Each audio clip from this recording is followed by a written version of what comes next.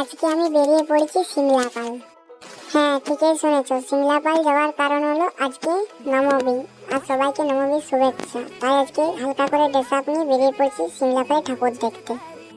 আর প্রথমেই গেছি সিমলাপাল লাল ময়দান, যেখানে গিয়ে দেখি বড় দেখটা প্রাসাদের মতন প্যান্ডেল হয়েছে। আর একটু উকিঝুঁকি মারার পর প্রবেশ করলাম প্যান্ডেলে। দুঃখের বিষয় হলো যে দুর্গার থেকে সরস্বতী বেশি দেখতে পাচ্ছি চারদিকে, কিন্তু একজনও আমাদেরকে পাত্তা দিচ্ছে না, তার জন্য খুবই কষ্ট হচ্ছে। তারপরে দর্শন পেলাম মায়ের, জয় মা বলে ভিতরে প্রবেশ করলাম।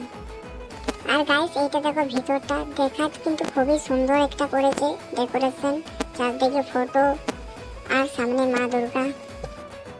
তারপর আমরা এলাম বিক্রমপুরে। এই প্যান্ডেলটা কিন্তু খুব সুন্দর করেছে, তার সাথে কিন্তু এখানে সরস্বতীগুলো দেখতে খুব সুন্দর।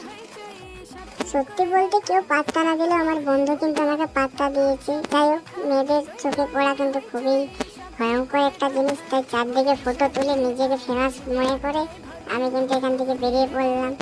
আর তোমরা মেয়েরা যদি এই ভিডিওটা দেখো তাহলে কিন্তু অবশ্যই বলবে কেউ কেন পাত্তা দিল না। যাই হোক, খুবই কষ্ট নিয়ে ভিডিওটা আমরা শেষ করছি। একটু সাবস্ক্রাইব করে দিয়ে পাশে থাকার চেষ্টা করবে, এরকম মিনি ব্লগ দেখা।